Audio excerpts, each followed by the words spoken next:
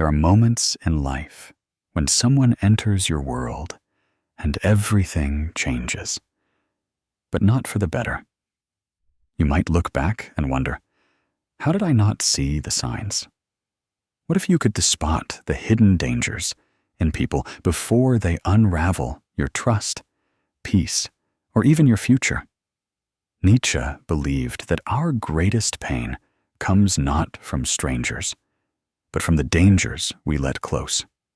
If you stay till the end, you'll unlock the subtle cues, hidden red flags, and psychological truths that will forever change how you read people, and protect yourself before regret sets in.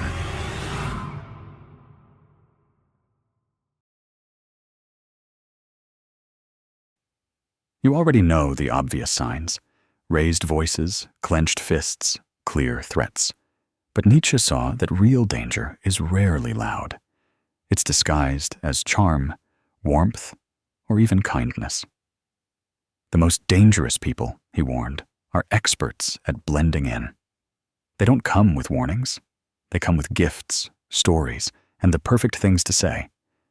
Think about the times you ignored that flicker of doubt, the something's off you couldn't explain. Did you tell yourself, I'm just being paranoid? Society trains us to trust words, not energy.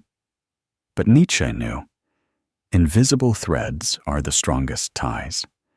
The real clues are almost never spoken. They're felt.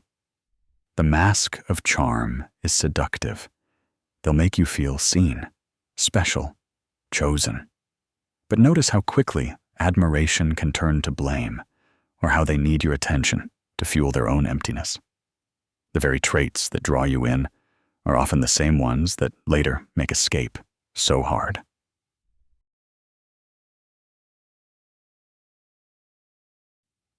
Here's the truth that could save you years of pain. Your gut isn't just anxiety. It's the voice of every ancestor who survived by knowing who to trust. Nietzsche didn't call it a gut feeling. He called it the wisdom of the body. When someone's presence makes your skin prickle, your stomach tense, or your chest feel heavy, pay attention. Logic is slow and easily tricked, but your instincts are fast, old, and honest. You don't need a reason to feel uneasy. Feeling uneasy is enough. So why do we ignore it? We're taught to be polite, to override discomfort for the sake of harmony. But Nietzsche insisted, he who cannot obey himself will be commanded. If you dismiss your own intuition, someone else will write your story.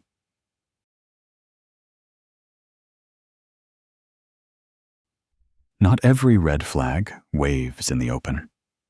The most dangerous warnings are hidden in small, repeated patterns. They ask for your secrets, but reveal nothing real about themselves. They praise you intensely, then cut you down when you disappoint them. Their stories always change, and you feel confused by what really happened. They push your boundaries softly, then act hurt or surprised when you finally say no. Nietzsche wrote, "The snake which cannot cast its skin has to die." But many dangerous people never change. They simply find new people to shed on. Remember, the problem is not seeing a red flag and running. The problem is seeing a red flag and thinking you can fix it, or that love will make it go away.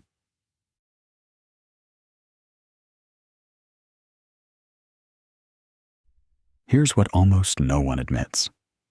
The word nice is dangerously overrated. The person who never says no, who flatters and gives, who never sets boundaries, might not be harmless. They might be hiding manipulation in plain sight. Nietzsche distrusted people who needed to be liked by everyone, because he saw that the desperate need for approval is the mask most often worn by the controlling. Ask yourself, do they become passive-aggressive or cold when you disagree? Does their helpfulness make you feel obligated or guilty? Do you feel like you owe them, even if you never asked for anything? Nice is not the same as good. Good stands in truth. Nice is often just a disguise for control. Real safety is found in honesty, not approval. Nietzsche never used the word gaslighting, but he described the tactic in chilling detail. A person who, through subtle suggestions and emotional games, makes you doubt your own memory, perceptions, or even sanity. It begins with little things. You're too sensitive. I never said that.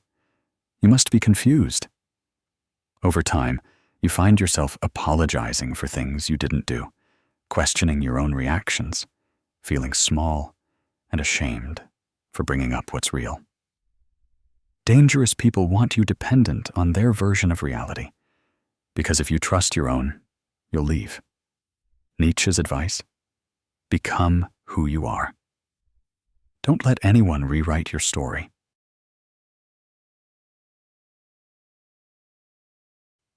Every relationship tests boundaries, but dangerous people test them not to know you, but to own you. They borrow your things without asking, then act offended if you want them back. They demand your time, but vanish when you need theirs. They push for secrets, intimacy, or trust before it's earned, always promising, "It's just us." The slippery slope is real. A single ignored no becomes a dozen. Suddenly, you're doing things that feel wrong, just to avoid their anger or withdrawal. Nietzsche warned, beware that, when fighting monsters, you yourself do not become a monster. If someone makes you become less of yourself to keep them happy, that's not love. It's slow erosion. Sometimes, the most dangerous people aren't the ones who yell or threaten. They're the ones who decide you're broken, and that only they can fix you. Nietzsche saw this dynamic clearly. The desire to save others is often disguised self-interest. If you always feel like you're being worked on, criticized, improved, or saved, ask yourself if you feel respected or reshaped. You deserve a partner, not a project manager. Anyone who can't love you as you are is not interested in your growth, only in control.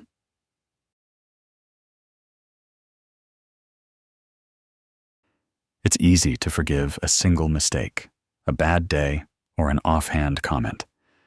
But danger hides in patterns, not just events. How do they handle disappointment? Do they gossip, lie, or turn people against each other for fun? Are they cruel when they think no one is looking? Nietzsche taught that the smallest things are the greatest. The things you brush off today become the chains that bind you tomorrow. If your trust is worn down by 1,000 cuts, pay attention, not to their words, but to their repeated choices. You don't need to justify protecting your peace. If someone leaves you feeling drained, tense, or doubting yourself, step back.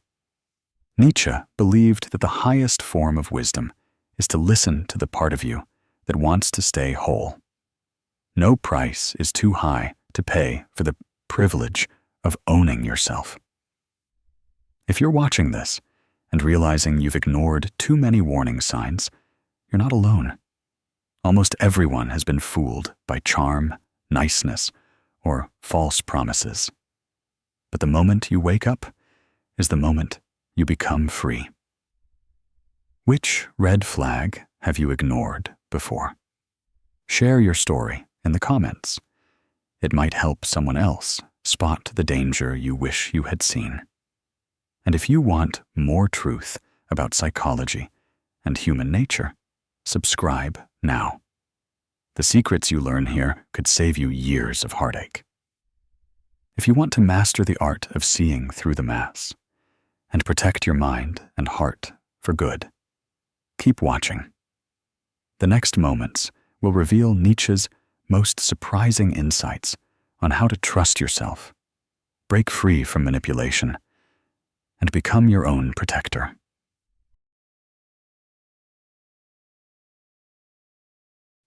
Have you ever felt a strange tension with someone who always says the right things, but something about them never sits quite right? Maybe it's the friend who is always supportive, on paper, but your body tenses every time you get a message from them, or the colleague who flatters your work in public, but takes credit for it when you're not there. Nietzsche believed that the most dangerous trait is not the obvious villainy, but the ability to make others question their own instincts by performing goodness. He called it the great masquerade. The truly dangerous person doesn't just hide behind charm. They use it to make you ignore the quiet signals that are warning you. They act warm while freezing you out. They promise loyalty, but disappear when you need them most. Your mind is trained to listen to words, but your body listens to energy. Trust which one leaves you feeling safe, and which one leaves you confused, tired, or self-doubting. The hardest lesson: when energy and words don't match, always trust the energy. That's the truth underneath the mask.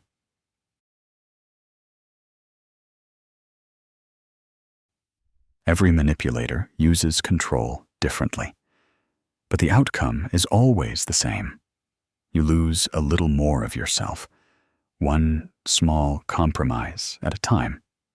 It might start with simple requests: share your location, check in constantly, change your clothes to fit in. At first, you tell yourself it's no big deal, but soon your world gets smaller and your voice gets quieter. Nietzsche warned that true danger is not in the chains others put on us, but in the chains we accept for ourselves. Ask yourself, are you making choices out of freedom or out of fear of how someone will react? Do you feel safe disagreeing, or do you change your opinions to keep the peace? Are your dreams shrinking to make room for someone else's needs? If the answer is yes, you may be living in someone else's cage. True love, friendship, or leadership never demands you trade your truth for their comfort. Freedom is the foundation of healthy relationships, and the absence of freedom is always a sign of danger.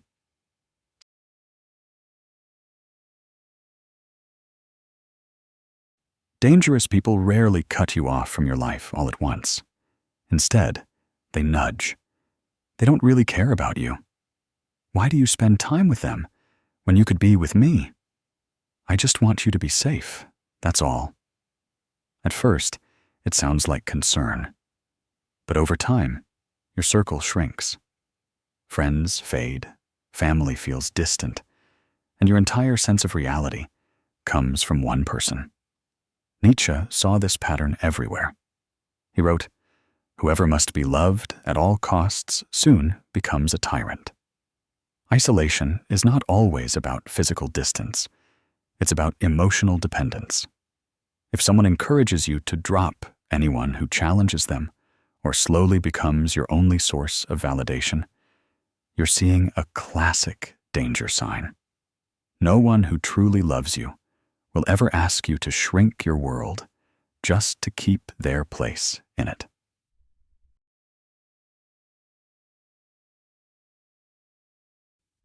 Some people seem to live in a constant storm. Arguments, drama, chaos, always swirling around them. Nietzsche believed that the people most likely to pull you into this cycle are those who secretly feed on emotional chaos. Notice if you're always stuck in their emergencies, defending them to others, or drawn into fights you didn't start. Do their stories ever add up? but you always end up feeling sorry for them? Are you pushed to take sides, defend them, or rescue them? Does your relationship feel more exhausting than peaceful? Manipulation thrives on confusion. The more you lose sight of what's normal, the easier it is to control you. Nietzsche called this the art of war in the home. If you're always fighting their battles, you're missing your own life. A real apology brings relief and repair. A fake apology is another tool for control. Watch for the person who says, "I'm sorry you feel that way," or apologizes only to avoid consequences, not to change their behavior. Their apologies always come with excuses, deflections, or guilt trips. Nietzsche taught that true healing begins with real accountability. If you keep forgiving, but nothing changes, you're dealing with a master of words, not someone who wants to make things right. Apologies are meant to rebuild trust, not erase your memory of what happened.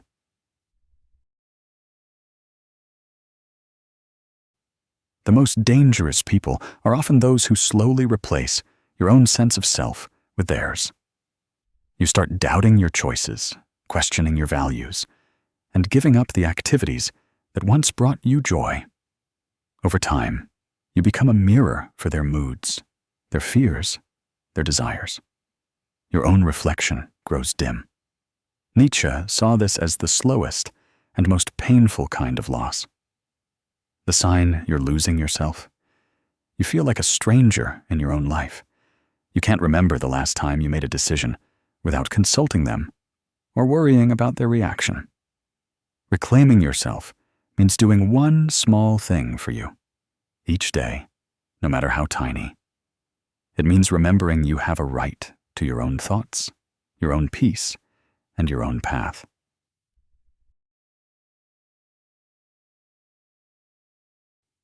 What makes someone immune to danger isn't paranoia, it's resilience. Nietzsche taught that what does not kill me makes me stronger, but only if you learn the lesson and take back your power.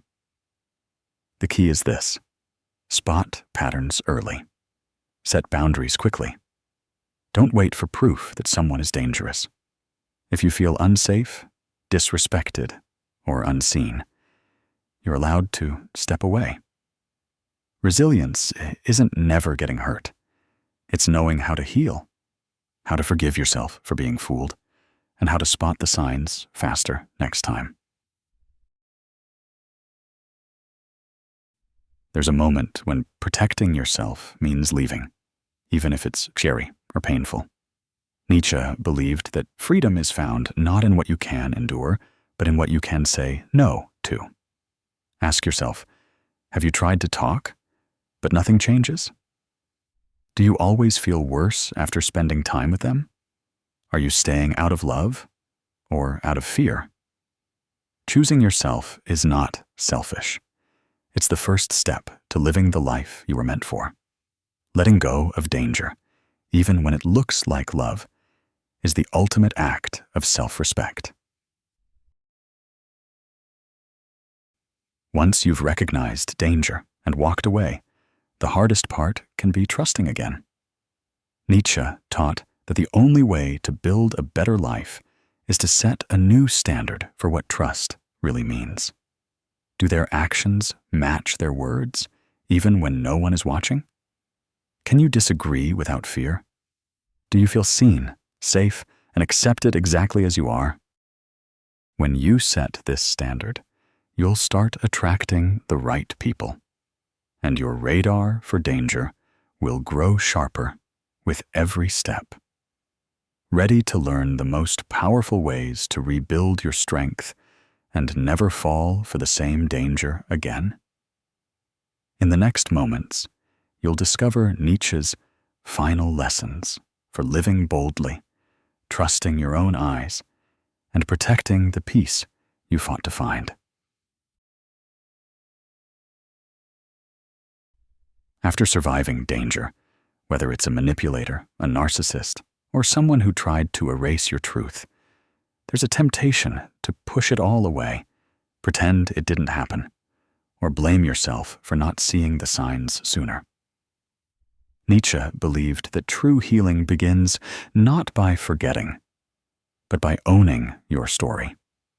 He wrote, "No one can build you the bridge on which you, and only you, must cross the river of life."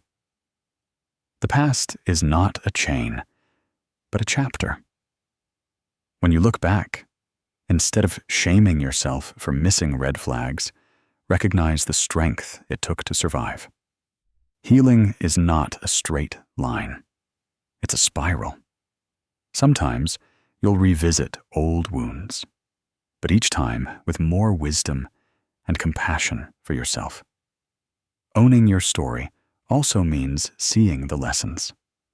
What patterns do you now recognize sooner? Where did you ignore your gut? And how can you honor it next time? Each step you take is proof that you can grow stronger and braver. The most lasting wound dangerous people leave is often doubt. Not in others, but in yourself. Maybe you question your memory, your value, or your ability to judge character. Nietzsche saw this as a theft of your inner compass. But that compass is never truly broken. It just needs to be trusted again. Start by believing your feelings, even when others don't. If something feels off, respect that. Rebuilding self-trust takes time. Try these steps. Keep a journal of how people make you feel, not just what they say. Notice which relationships leave you energized and which leave you empty. Remember the moments you were right about someone, even when it was hard to admit. Every small decision to trust yourself is a vote for your own freedom.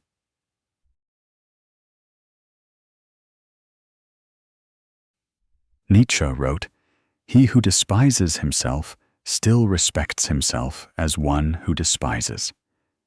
Even self-hatred contains a spark of dignity. To protect yourself from future danger, boundaries are not optional. They are essential. Boundaries are not wall to keep everyone out. They are doors that allow the right people in. Set boundaries for your time, your energy, your emotions. Let no become a sacred word. If someone pushes back, remember, you're not responsible for their feelings, only your own well-being. Healthy boundaries filter out not just the dangerous, but also those who drain, distract, or disrespect you. The result is a life with more room for genuine connection and less space for chaos.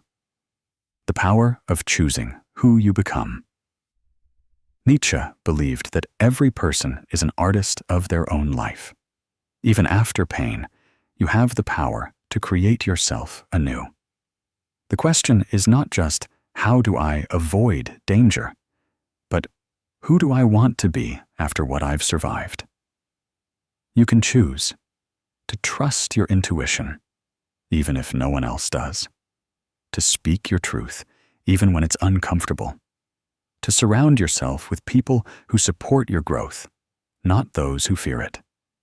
Pain sharpens the eyes, but it doesn't have to harden the heart.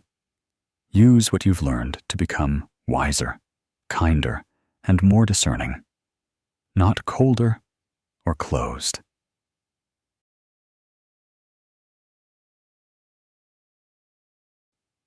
Trust after betrayal is difficult, but it's possible. Nietzsche would urge you to look not for perfect people, but for consistent ones. Notice those who show up, who match words with actions, who can disagree without disrespect. Set a new standard. Trust slowly, but honestly. Give second chances only when actions, not just apologies, prove change. Protect your peace as fiercely as you once protected relationships that didn't protect you. Remember, you are the gatekeeper of your own life now. Trust is earned, not owed. Giving yourself permission to let go. One of the most powerful lessons Nietzsche offers is this: you do not have to hold on to pain, people, or stories that keep you small. Letting go isn't weakness, it's wisdom. Release the hope that the past will change, or that the person who hurt you will suddenly become safe. Give yourself permission to leave, even in your mind, the places where you weren't valued. You are not defined by what you walked away from, but by what you choose to walk toward. As you move forward, honor your own needs. Let your future be built on your terms. If you've made it this far, you're already ahead of most, because you're willing to look, to learn, and to grow. Your awareness is your freedom. If this video helped you see yourself or someone else in a new way, share your story in the comments. Your words could be the red flag someone else needs to save themselves. And if you want more wisdom on protecting your mind, heart, and future, subscribe now. This is your new beginning. The first day you promise to never trade your peace for someone else's chaos again.